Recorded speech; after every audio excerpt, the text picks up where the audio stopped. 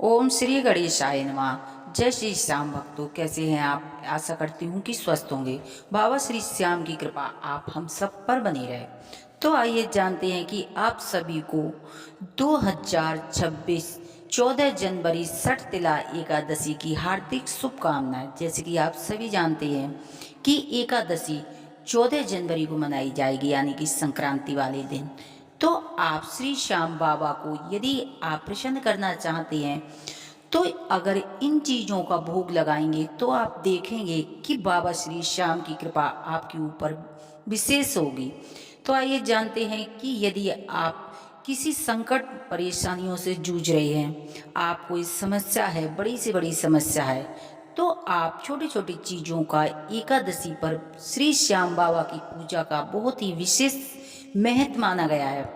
तो एकादशी वाले दिन यदि आप बाबा श्री श्याम को प्रसन्न कर लेंगे तो बाबा श्री श्याम की विशेष कृपा आपके ऊपर बरसेगी। आइए जानते हैं कि 14 जनवरी वाले दिन आप श्री श्याम बाबा की फोटो, प्रतिमा या जो भी आपके पास है उसे एक पीले कपड़ा चौकी पर बिछाकर उस पर विराजमान करें। यदि आप मंदिर जा सकते हैं, आपके नियर बाई यदि कोई मंदिर है तो आप वहाँ मंदिर में भी जाकर बाबा श्री श्याम की पूजा अर्चना भोग प्रसाद चढ़ा सकते हैं।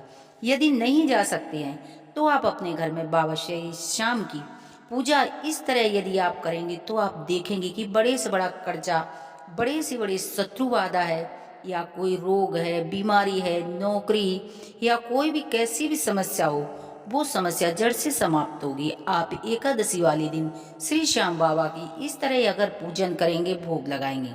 यदि आपके घर में कोई भी मूर्ति या श्याम बाबा की कोई प्रतिमा नहीं है तो आप, जैसे कि सभी जानते हैं कि कलयुग के देवता, जागृत देवता श्री श्याम बाबा हैं, तो इस एकादशी पर आप उनकी प्रतिमा छोटी सी या कोई मूर्ति, फोटो अवश्य लेके आए।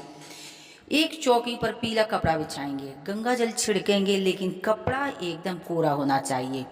उस पर बाबा श्री श्याम को विराजमान करेंगे। यदि आपके पास हनुमान जी हैं तो साथ ही हनुमान जी की भी प्रतिमा उनके साथ विराजमान करेंगे।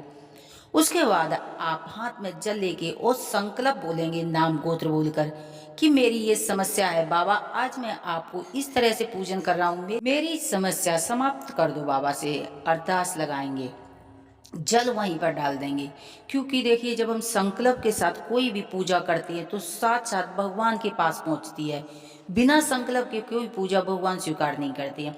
तो आप संकल्प के साथ यदि इस तरह से भगवान की पूजा करेंगे, देखो बहुत ही सादा विधि, सिंपल से आप पीले आसन पर बैठेंगे, पीले ही वस्त्र धारण करेंगे। उसके बाद पीले फूलों की माला श्री श्याम बाबा को अर्पित करेंगे। अगर आपके पास पीले फूलों की माला नहीं है तो आप 5 पुष्प अपनी अर्जी बोलकर बाबा श्री श्याम के चरणों में अर्पित करेंगे। वहीं पर गुलाब का फूल है या गुलहड़ का फूल है, वो पवन पुत्र हनुमान जी को अर्पित करेंगे। यदि आपके पास वस्त्र है तो बेहद शुभ है, यदि नहीं है तो आप कलावा का वस्त्र श्री श्याम बाबा को और लाल कलावा का वस्त्र आप हनुमान जी को अर्पित करेंगे। उसके बाद आप एक दीप जलाएंगे। एक दीप में आप क्या करेंगे कि थोड़ी सी हल्दी डालेंगे, पीली सरसों डाल सकते हैं, और उसमें आप घी से श्रद्धा विश्वास के साथ बाबा श्री श्याम की जोत जलाएंगे। एकादशी वाले दिन बाबा श्री श्याम को 5 लड्डुओं का भोग लगाएंगे। वहीं पर 6 केला रखेंगे। तुलसी के पत्ता आप 11 रखेंगे, 11 बाबा के चरणों में अर्पित करेंगे। बस इतना सब हो, बाबा श्री श्याम के मंत्रों का जाप करेंगे। ओम श्री श्याम देवाय नमः। पवन पुत्र हनुमान बाबा के मंत्रों का भी आप जाप कर सकते हैं, जैसे कि हनुमान जी के अनेकों मंत्र हैं। कवन सुकाज कठिन जग माही, जो नहीं होए तात तम पाही। ओम श्री हनुमते नमः, यानी कि हनुमान जी के बहुत सारे मंत्र हैं।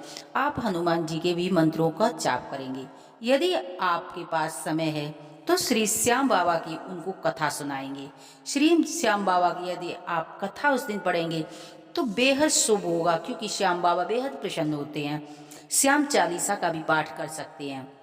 हनुमान चालीसा का अंत में आप पाठ करेंगे। उसके बाद आप आरती करेंगे श्याम बाबा की और पवन पुत्र हनुमान बाबा की, जैसे कि आप सभी जानते हैं। कहीं भी जगराता होता है यानी कि श्याम बाबा का जागरण होता है, वहाँ पर आप देखेंगे कि श्री श्याम बाबा के साथ हनुमान जी को जरूर विराजमान करते हैं। तो आप साथ ही साथ हनुमान जी यानी कि संकट मोचन पवन पुत्र हनुमान जी की आप पूजा करेंगे तो बहुत ही आपको चमत्कारी फल प्राप्त होंगे और शीघ्र ही इसका फल प्राप्त होगा। श्रद्धा विश्वास के साथ आप ये पूजा करेंगे। एक पात्र में गंगा जल रखेंगे, उसमें थोड़ा सा गंगा जल डाल के एक लोटा आप जल का भर के रखेंगे, उसमें तुलसी का पत्र डाल देंगे। बस आरती करने के बाद आप ये भोग उनको अर्पित करेंगे, अपने पूरे परिवार में खाएंगे और उसमें से एक हिस्सा गाय को खिला देंगे। तो आप देखेंगे अगर आपके नियर बाई कोई बंदर मिल जाए तो बेहद सुबह आप बंदरों को भी उसमें से कुछ प्रसाद दे सकते हैं। बस ये पूजा आप यदि गुप्त तरीके से करेंगे यानी कि आप अपने घर में ही ये बात रखेंगे, बाहर नहीं बताएंगे, तो आप देखेंगे कि ये एकादशी आपके लिए वरदान बन के आएगी। श्री श्याम बाबा की कृपा आपके ऊपर बरसने लगेगी। जो भी समस्या है वो समस्या तत्काल समाप्त होगी और आपको शुभ परिणाम मिलने लगेंगे। उसके बाद आप दिन में ओम श्री श्याम देवाय नमः, ओम श्री श्याम देवाय नमः जितना, क्योंकि आप सारे दिन तो बैठेंगे नहीं मंदिर में, लेकिन आप चलते फिरते श्री श्याम बाबा मेरे संकट काटो यानी कि श्याम बाबा का पूरे दिन आप उनका ध्यान रखना होगा। जॉब करते हैं या कोई भी हाउसवाइफ हैं तो भगवान का यानी कि श्री श्याम बाबा के चरणों में अपना ध्यान पूरे दिन लगा के रखेंगे। फिर शाम के समय आप एक आटा का दीपक बनाएंगे, उसमें 5 बत्तियां लगाएंगे और श्री श्याम बाबा के सामने वो दीपक आप प्रज्वलित करेंगे। उसमें आप जो भी मनोकामना है बोलते हुए एक साबुत लौंग का जोड़ा अवश्य डालेंगे और कच्चे दूध का भोग लगा सकते हैं। बस इतना, क्योंकि 5 बत्तियां इस तरह की कहते हैं ना कि पांचों तरह से हमारे भाग्य के द्वार खुल जाते हैं।